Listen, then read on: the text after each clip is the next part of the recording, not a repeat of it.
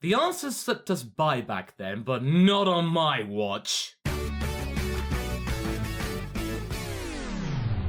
Hey guys, MasakoX here, and welcome to the first discussion video of both 2018 and from the new studio. For those of you worried that you won't get to see the computer in this setup again, don't worry, that's gonna stay. So, it's been a long time since we've actively seen the Super Dragon Balls. I mean, we've heard them being talked about from time to time, but other than that, they've been relatively absent considering that the show's kinda named after them. Most of the time, they've just been used as an, oh yeah, prize for a thing, Super Dragon Balls that can give you big wishes that are big impossible.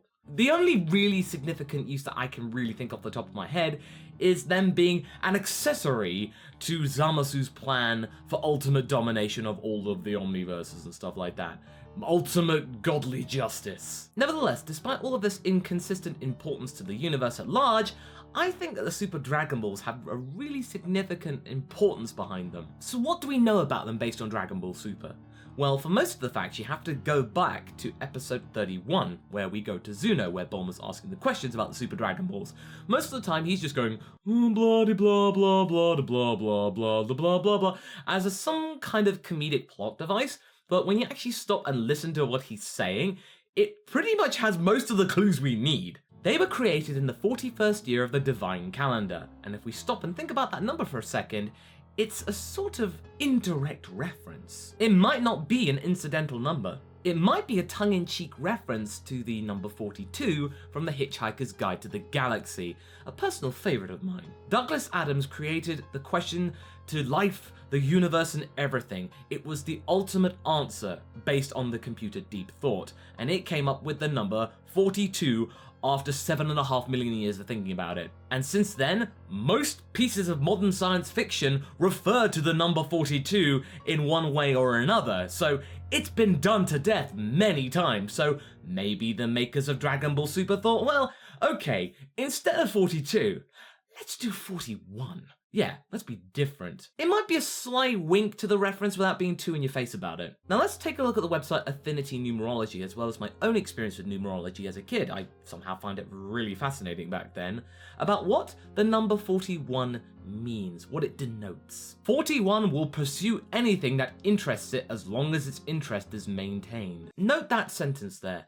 Does that sound like anyone in particular that we know? Nah, it's too early for that. Let's continue with the quote. Meanings of the number 41 are interpretations of the essence in relation to its numerology chart position, or in relation to the situation or circumstances where the number occurs. The number 41 can mean the person may be seen as somewhat of a rolling stone, but is likely to be focused on creating a secure and prosperous foundation for the future. It can also mean that the person desires both security and adventure. There's a longing to pursue whatever they are interested in, and the result of that pursuit being a more secure existence. Alternatively, the number 41 pertaining to something in a person's environment interprets the situation as if it included expression of personal freedom, security, goals, or self-determination. This number 41, in a way, through all the different meanings, can mean several different key characters in the Tournament of Power.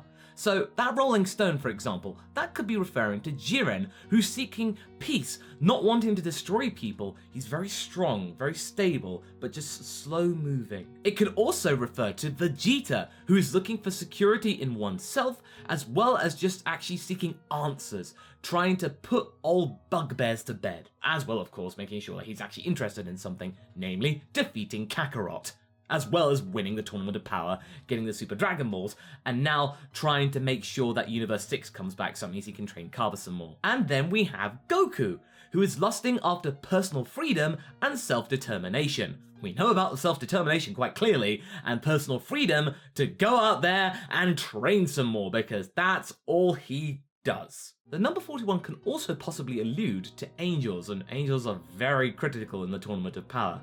Let's take a look at the next quote. Angel number 41 indicates that the angels are available to assist you with your positive thoughts, wishes, and desires.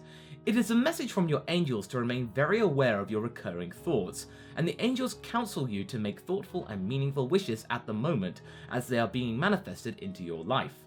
your will and effort as well as the energies of your angels will bring about what you have been working towards. So if you think about it, it's another nod, the number 41, in saying that angels, the angel number 41, are absolutely important to how the Tournament of Power saga is going to go.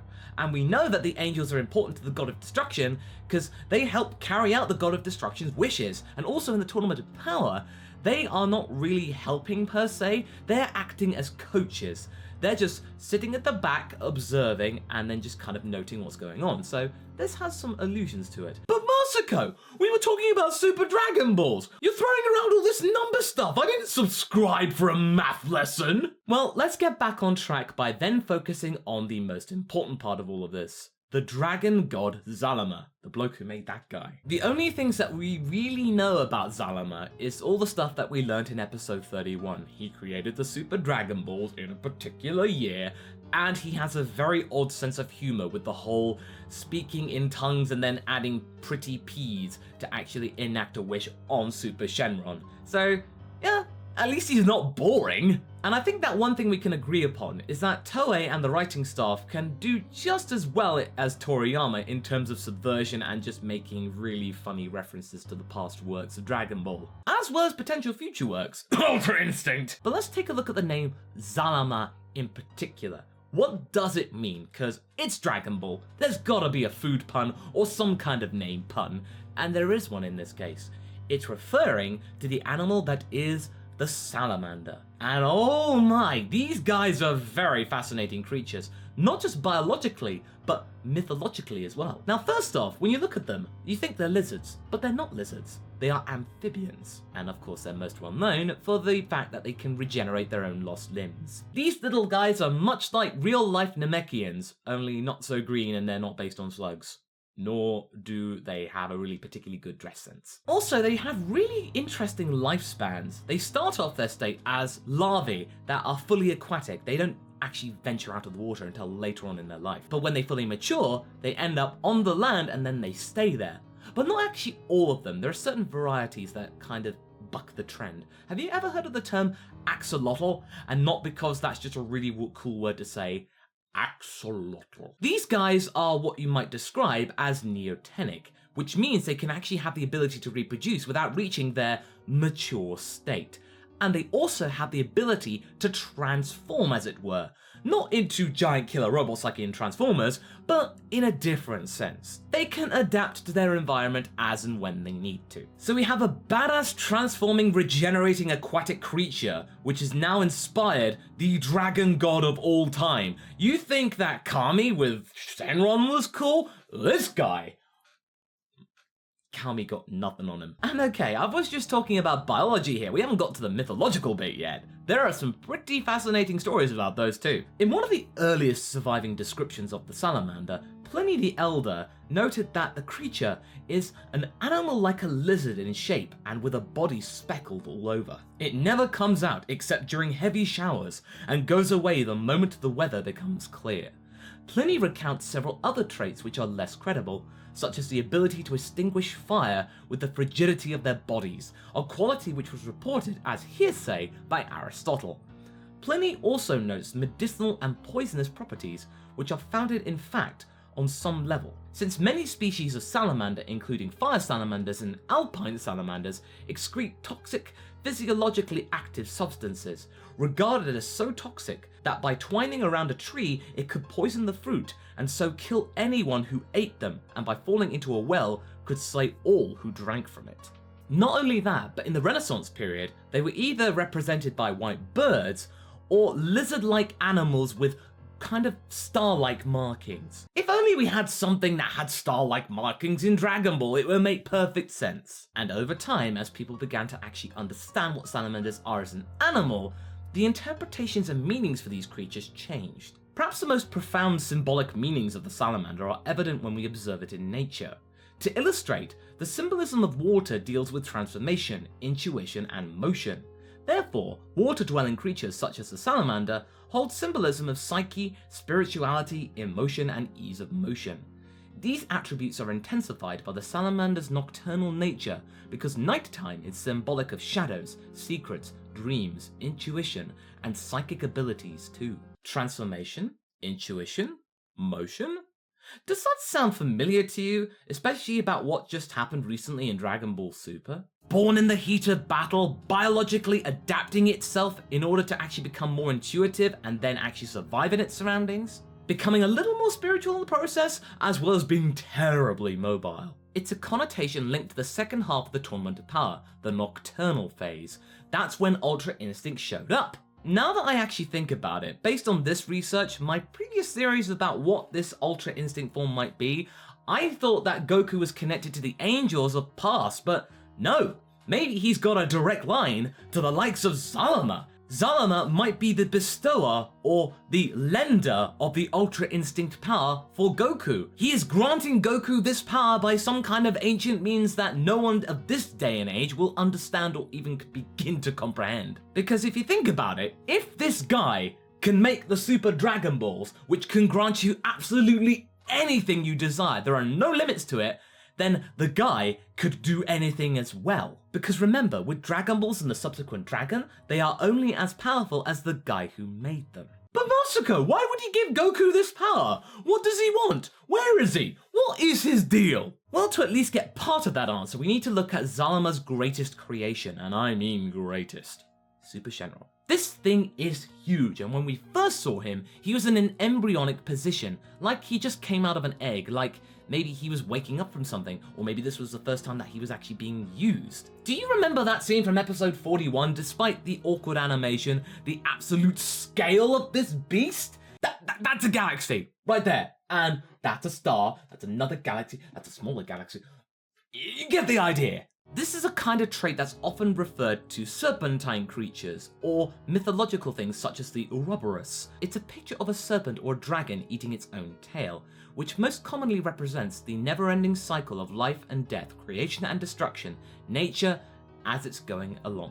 It might also imply that Zarama's importance to the story is much higher than previously anticipated. He's not just a name dropped by Zeno back in episode 31, it actually carries some weight. Super Shenron may also be associated with the Chinese Huanglong, the Yellow Dragon, who is literally incarnated into representing the entire Earth, as well as being its substance, as well as being the symbol of the Chinese Emperor, so it carries a lot of significance in Chinese lore. When you take what we've learnt about Super Shenron and the likes of Zarama, everything begins to fit. Things make sense, and it actually contributes to one of the missing pieces of the Dragon Ball Super puzzle that has left us all stumped for many months and a couple of years even. Usually with these kind of things they come in threes. We know about Zeno, we know about the Grand Priest, but who's the third guy? Is it the Kais? Is it the Angels? Is it some kind of other kind of construct? Well, it actually might be Zarama. Zarama's Super Dragon Balls can be tools for creation, preservation, and destruction all at once. So what does Zarama do exactly? Well, if Zeno and the Gods of Destruction do the destruction part, and the Grand Priest and the Angels do the preservation part, then we've got Zarama filling in the third thing, which is creation. Maybe he's the guy that created everything, because you look at the Omni King and you think, he don't look like he can create jack. But there are still many questions to be asked though. What is he? What does he look like? Where is he? What is he doing right now? Why has he allowed his precious Super Dragon Balls to be used, abused, and in some cases destroyed, while maybe the Tournament of Power is the perfect place for him to return and actually bring down judgment on those who abused his production and creation? Maybe he's not happy with the Tournament of Power because it's going against the whole creation preservation dealy. It's universal destruction. Maybe Zeno accidentally or intentionally erased Zarama in one of the past universes that were removed because Zeno was bored. Was Zarama the original owner of the Zeno button? Did you ever consider it weird for Zeno to have such an item that he can just be summoned at any time by anyone who possessed it? Surely it would only be possessed by someone of importance like Zarama or the Grand Priest, not Goku. We cannot answer all these questions today for sure, but one thing is certain. One of these days in Dragon Ball Super, we are certainly going to meet Zarama. He's not just going to remain a name, and we are not only just going to see his creation Super Shenron. One of the things that Dragon Ball GT did right, at least on paper, was making a story surrounding the Dragon Balls and their overuse. That, in theory, was a perfect story, but the execution mostly fell flat. It brought back the importance of the Dragon Balls themselves, so maybe if Zarama comes back and talks about the Super Dragon Balls, it can do the same thing for Super. Now, whilst I believe that Dragon Ball GT's arc's not going to be recreated shot for shot in Super, I think some of the ideas from that story will be used here. So what do you guys think? Are you more clued up about the likes of Zarama? Has this just left you with more questions? Leave a comment below and let's get this discussion going. Anyway, I hope you enjoyed this video. Until the next one, be sure to like and subscribe. Catch you later.